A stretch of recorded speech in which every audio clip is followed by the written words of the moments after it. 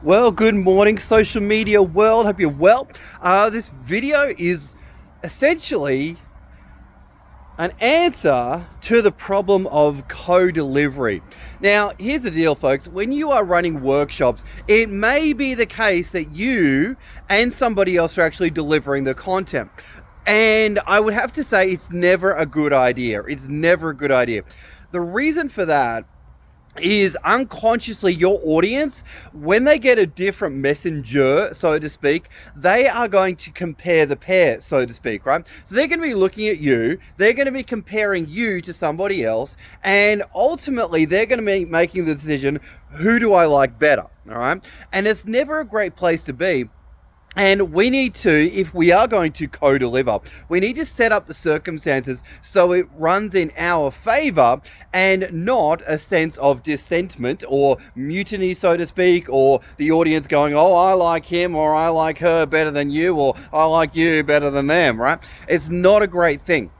So instead, you want to frame it up so it's going to be an impactful and valuable experience, not a detraction or distraction from the value that people are actually going to get from your learning experience, right?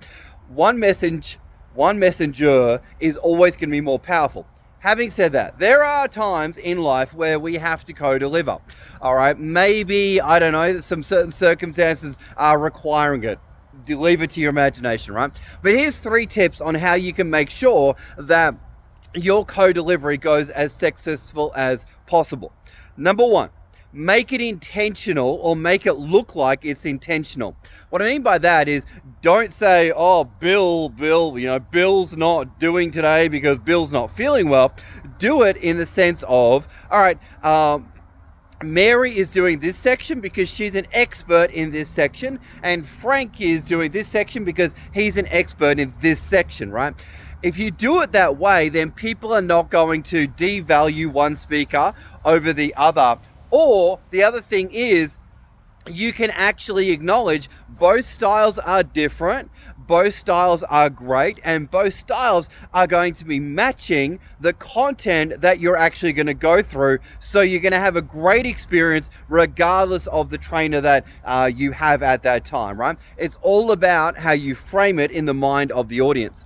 Now, second thing is, you want to get together with the other facilitator before you co-deliver, and you want to essentially plan out which sections you're going to cover and what your messaging is going to be for each of the sections, and make sure that you are both aligned in that process and that journey, right? Because the last thing you want is 2 facilitators arguing over key points and key messaging through the entire experience, right? You want to make sure that both facilitators are aligned, and if you got more than 2, that's even more important as well, right? Now, the third thing you want to always be doing is both trainers, both facilitators want to be edifying the heck out of each other as you are delivering, right? So if you're delivering a piece of content, you can link it back to what the other trainer said, and you can edify, and you can say things like, just like Frank said about 5 minutes ago, it's really important that we do X, Y, Z. Or, just like Bill said in the other workshop that you guys undertook about a week ago, when he said blah, blah, that is so true, right? And if there is common edification, then you are always going to have strong messaging, and your audience are going to feel like, okay, this is a great aligned partnership and we are in a safe space. Or you can say, Frank, who's a specialist in blah blah, who's had many experiences in blah blah, he has had some great experiences doing that, and I'm sure that you guys got a lot of value from when he shared those experiences, right? So you want to consistently be edifying each other as you are training and presenting. Folks, hope you got some value from these tips. Co-facilitating, it's never easy. I sometimes do it, but I'm not a huge fan, just because you got to manage the messaging a little bit tighter, and you've really got to manage those expectations.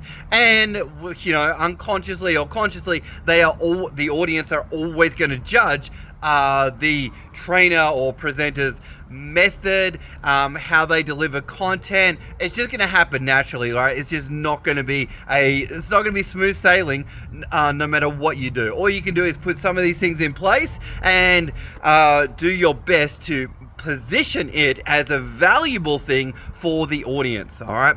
Hope you got some value. On that note, folks, thanks for watching. Thanks for following the channel. Like, comment, subscribe. And as always, if you've got any questions about training, presenting, workshop facilitating, hit me up, let me know, and more than happy to help you out wherever I can. Thanks for watching, team, and we'll see you on the next one.